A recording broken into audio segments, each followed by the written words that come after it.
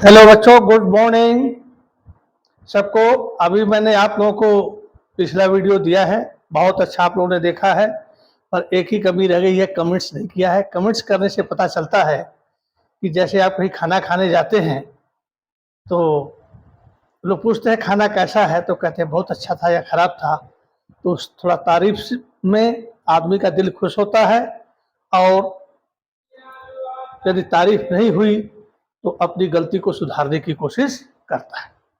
इसलिए चलिए आज हम शुरू करते हैं कि जो मैंने आप लोगों को ये जैसे बोर्ड पर मैंने लिख करके दिया था, उसके बाद क्योंकि बोर्ड पर सही सही साफ साफ नहीं आ पाता, मेरे पास कैमरा इतना बहुत अच्छा नहीं है, तो मैं उसका स्क्रीनशॉट ले करके आपके ऊपर डाल देता हूं। तो चलिए शुरू करते हैं। जय श्री राम। ये देखिए, पहला क्वेश्चन हमारा है, बंगाल में किसने द्वैध शासन को समाप्त किया? द्वैध शासन था मतलब एक तरफ तो अंग्रेज शासन करते थे और दूसरी तरफ जो है उनके द्वारा नियुक्त किए गए आदमी, जैसे सिताब राय और मोहम्मद रजा खां। सिताब राय जो है बिहार के देखते थे और मोहम्मद रजा खां जो है वो बंगाल को देखते थे। वो दीवानी कर वसूलते थे और शासन जो है पूरा अंग्रेज चलाते थे, सारा पैसा उनको मिलता था। तो द्वैध मतलब दो लोगों का शासन। तो कह रहा है प्रश्न हमारा कि बंगाल, अभी देखिए लिखने में थोड़ा सा वंगाल हो गया है, ये आपका बंगाल है। बंगाल में किसने द्वैध शासन को समाप्त किया? इसमें ऑप्शन है Robert Clive, Lord Cornwallis, Warren Hastings, कोई नहीं। ये पेपर आया है आपको 4747 Bihar public service commission pre 2005 और 1996 में भी ये आपके आए हैं। देखिए ये क्वेश्चन जो है 2 बार आए हैं, आगे भी आएंगे। तो द्वैध शासन लगाया था किसने? रॉबर्ट क्लाइव ने लगाया था। लेकिन इसको जो है जब वारेन हेस्टिंग्स 1772 में गवर्नर बन करके आया तो इसने जो है द्वैध शासन को समाप्त किया। तो ये आप लोग ध्यान रखिएगा, ऐसे प्रश्न आते हैं तो वारेन हेस्टिंग्स ने समाप्त किया।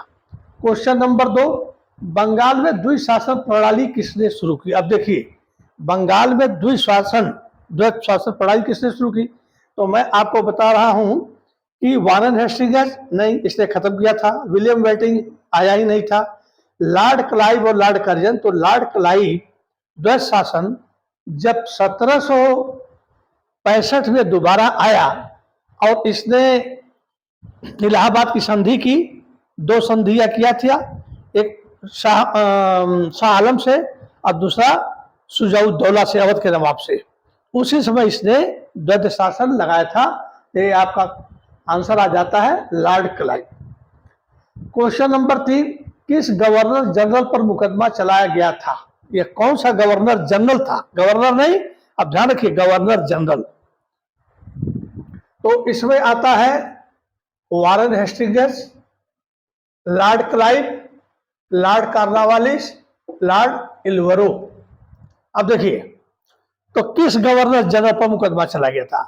तो ये जो है वारेन हेस्टिंग्स जो था, इसके ऊपर मुकदमा चलाया गया था। लॉर्ड क्लाइव गवर्नर जनरल बना ही नहीं था। लॉर्ड कॉर्नवालिस तो बाद के हैं, लॉर्ड इलवरो जो है उससे बाद के हैं, क्योंकि इसने उचित और अनुचित कुछ दादागिरी भी किया था। इसने क्या बोलते हैं वारेन हेस्टिंग्स ने। तो जब ये ब्रिटेन में गया तो इसके ऊपर मुकदमे चले और 1788 से लेकर के 1795 तक 7 साल तक इसको मुकदमे चले और इसको दोषी भी पाया गया था। लेकिन संसद ने, ब्रिटिश पार्लियामेंट ने इसको इसलिए छोड़ दिया कि जो भी ये काम किया था तत्कालीन परिस्थितियों को देख करके किया था, अपने फायदे के लिए नहीं किया था, ईस्ट इंडिया कंपनी के फायदे के लिए किया था। इसलिए 7 साल मुकदमा चला, लेकिन इसको बरी कर दिया गया कि क्योंकि अपने फायदे के लिए नहीं किया था, एक कंपनी के लिए फायदे के लिए किया था।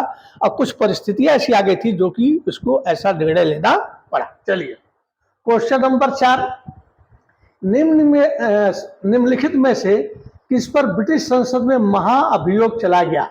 मतलब यहां दे रहा है मुकदमा चला गया, ऐसा महाअभियोग चला गया। जैसे हमारे यहाँ राष्ट्रपति के ऊपर भी तो चला नहीं है, लेकिन पढ़ते हैं हम लोग कि राष्ट्रपति को हटाने के लिए राष्ट्रपति के ऊपर महाभियोग चला जाए। तो ब्रिटिश संसद में इस एक देखिए, अब जरा sir Johnson, Lord Clive, Warren Hastings, General Dyer, तो वारेन हेस्टिंग्स जो ऊपर था वही था, इसमें महाभियोग ब्रिटिश संसद में चला गया। अब आता है क्वेश्चन नंबर 5, वेल्लोर का विद्रोही वेल्लोर का विद्रोह किस गवर्नर जनरल के समय हुआ? वेल्लोर जो है, मद्रास जो है, वहां पर विद्रोह हो गया। तो क्यों उस समय गवर्नर जनरल कौन था? इसलिए मैंने आप लोगों को बहुत पहले मुगल बादशाह का मैंने लिख करके दिया था, लेकिन आप लोग टेस्ट नहीं करते किस समय कौन बादशाह था।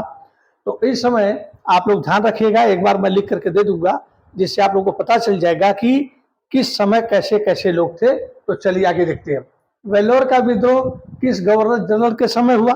अब ऑप्शन है Wellesley, Lord Minto, Lord Cornwallis, sir John Barlow. तो ये ऊपर वाला जो अभी मैंने आपको बताया था, UP PCS main 2014, UP PCS GIC 2010, इसके आगे दिया गवर्नर एमपी पीसीएस 1995। आप लोग देख लेना, क्योंकि दिमाग जब बताने में लगता है तो उधर वाले में भूल जाता है, इसलिए मैंने बोर्ड पर लिख दिया है।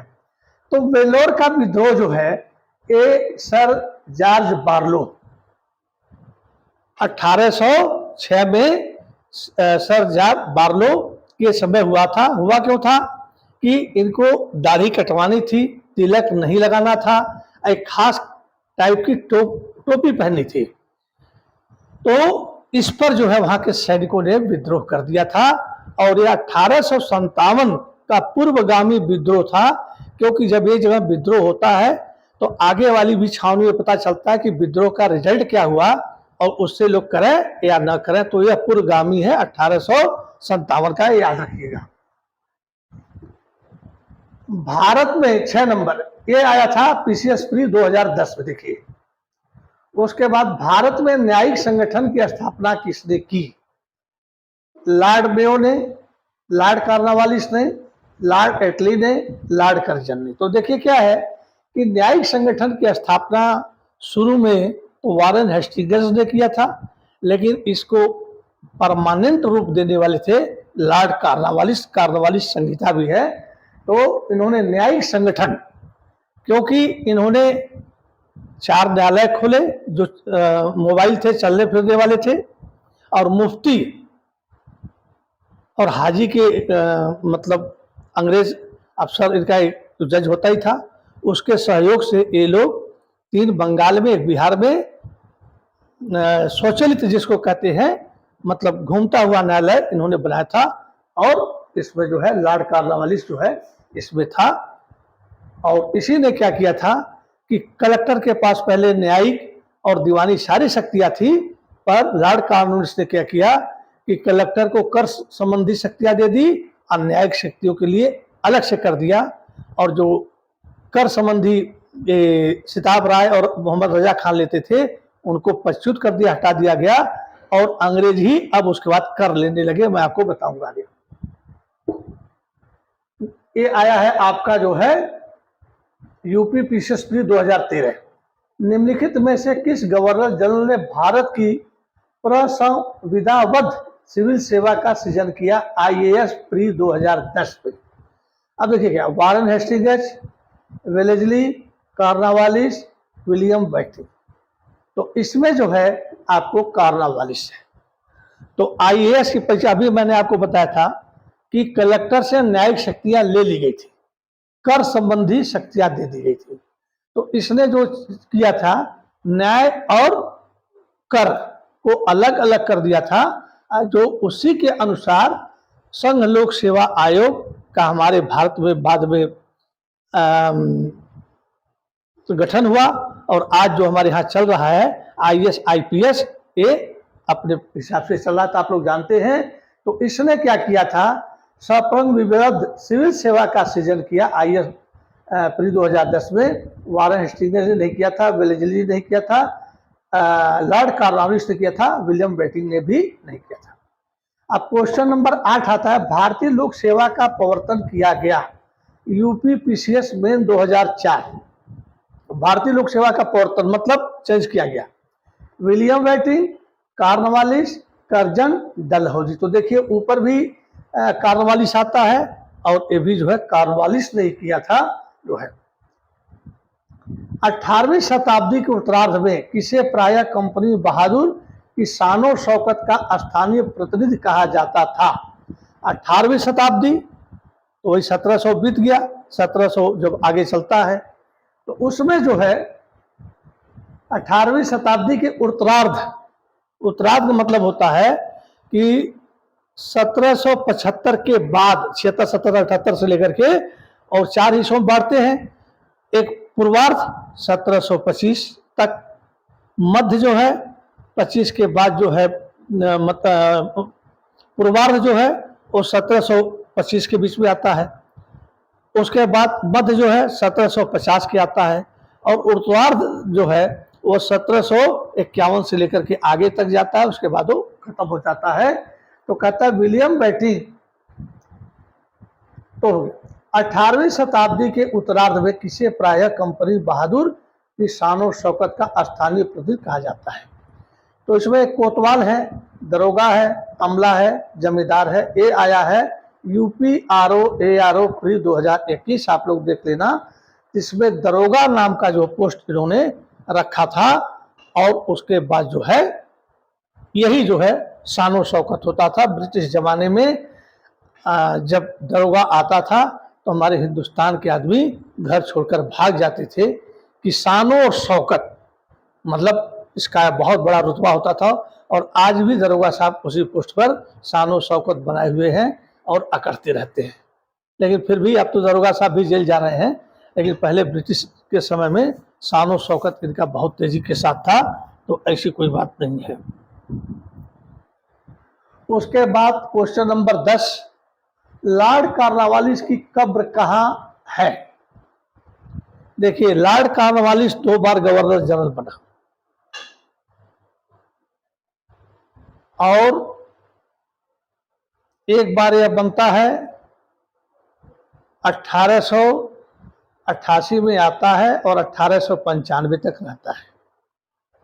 उसके बाद 1785 में आता है और 1788 में आता है, 1795 7 साल रहता है।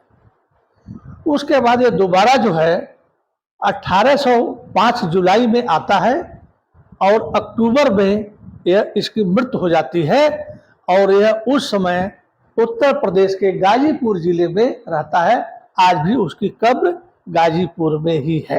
ये बड़ी खास बात है कि लॉर्ड कार्नवालिस 1805 में मृत्यु होती है अक्टूबर में और इसकी कब्र जो है वह गाजीपुर में है, यूपी में। लॉर्ड वेलेस्ली द्वारा लागू की गई सहायक संधि व्यवस्था के बारे में निम्नलिखित में से कौन सा कथन लागू नहीं होता है? एक क्वेश्चन था UPPCS में 2011, लॉर्ड कार्नवालिस की कब्र कहाँ थी? तो गाजीपुर हो गया। अब देखिए लॉर्ड वेलेस्ली, एक कार्नवालिस जो है ये बहुत अच्छे काम किया, मैंने आपको पिछले में बताया है और ये तो प्रश्न चल रहा है।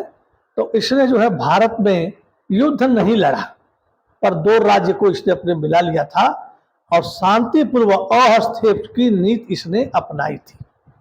इधर खड़ा हो जाता हूं, नहीं तो आपको दिखेगा नहीं ठीक से। लॉर्ड कार्नवालिस की कब्र कहाँ है? गाजीपुर, बलिया, वाराणसी, गोरखपुर, तो गाजीपुर में है। लॉर्ड वेलेस्ली द्वारा लागू की गई सहायक संधि व्यवस्था के बारे में निम्नलिखित में से कौन सा कथन लागू नहीं है? सहायक संधि आप लोग जानते होंगे, जो बच्चे नहीं जानते उनको मैं बताता हूं। सहायक मतलब सहायता देना। ऐसा था कि हमारे देश में हमारे भारतवासी ही एक दूसरे के राज्य को लूटते थे। तब हिंदुस्तान एक था ही नहीं, मराठे दिल्ली तक आ जाते थे, राजस्थान को लूटते थे, वहां से चौथ लेते थे, मध्य प्रदेश में आ जाते थे। तो ये जो लॉर्ड वेलेस्ली है, जब ये गवर्नर जनरल बनकर के आया, इसने सहायक संधि की व्यवस्था की कि भाई मैं आपकी सहायता करूंगा और मैं अपनी सेना जो है वहां पर रखूंगा। सेना जो है आपकी रक्षा करेगी, पर सेना का जो भी भार आएगा वेतन से खाने पे आप देंगे और उसके बदले में भी अंग्रेजों को कुछ पैसा देंगे, लेकिन शर्त है कि बिना अंग्रेजों से पूछे आप किसी को अपने सेना में भर्ती नहीं करेंगे, आप किसी से समझौता नहीं करेंगे और हम आपको सहायता देंगे। इसी को सहायक संधि कहा गया है। यूपीपीसीएस प्री 2018 में दोस्तों, दूसरों के खर्च पर एक बड़ी सेना बनाए रखना, मतलब कथन लागू नहीं होता है। तो पहला तो दूसरे के खर्च पर एक बड़ी सेना बनाए रखना है ये। भारत को नेपोलियन के खतरे से सुरक्षित रखना, क्योंकि उस समय नेपोलियन का खतरा बढ़ गया था और वो हमेशा जीता गया, और उसने प्लान बनाया था कि नहीं बनाया था, पर हिंदुस्तान में ब्रिटिश ये जो ईस्ट इंडिया में इसको खतरा था कि कहीं जमीन के रास्ते, क्योंकि रेलवे लाइन भी बनाने लगे थे सब, कहीं ऐसा न हो कि भारत पर आक्रमण कर दे और भारत के राजा उसे मिल जाए और हमको उखाड़ फेंके। इसलिए इसने सहायक संधि की थी कि जब वो आए तो आप हमारे साथ मिलकर के लड़िएगा। इससे बहुत से राज्यों को, मतलब तकरीबन हिंदुस्तान को सहायक संधि के अंदर इसे डाल लिया था। सतारा हुआ, धौलपुर हुआ, महाराष्ट्र हुआ, मध्य प्रदेश हुआ, ग्वालियर हुआ, ये सबको सब सहायक संधि में डाल दिया था। कंपनी के लिए नियत आय का प्रबंध करना, भारतीय रियासतों के ऊपर ब्रिटिश सर्वोच्च स्थापित करना।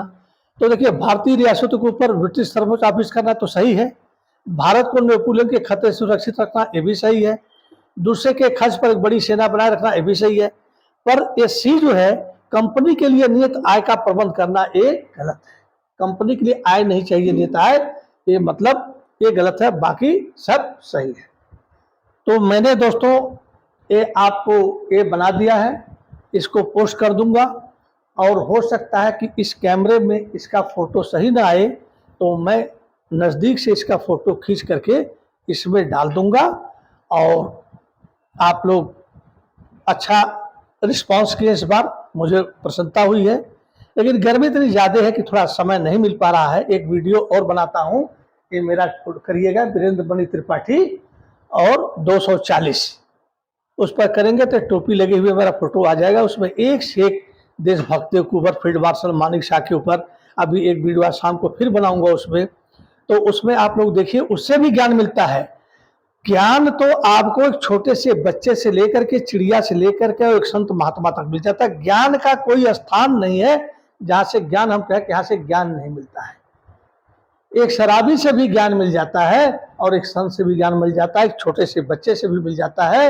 एक पिक्चर हमने देखी, बस इसी पर खत्म कर रहा हूं, वीडियो बड़ा हो जाता है। एक डाकू एक लड़के के पिता को मार देता है, लड़का रोने लगता है और कहता आपको क्या चाहिए, ये मेरे कड़े ले लो, ये लो ले लो, ये सब ले लो और मेरे पापा को जिंदा कर दो। डाकू का दिल पिघल जाता है, लेकिन गोली मारा है, वो आदमी मर चुका होता है।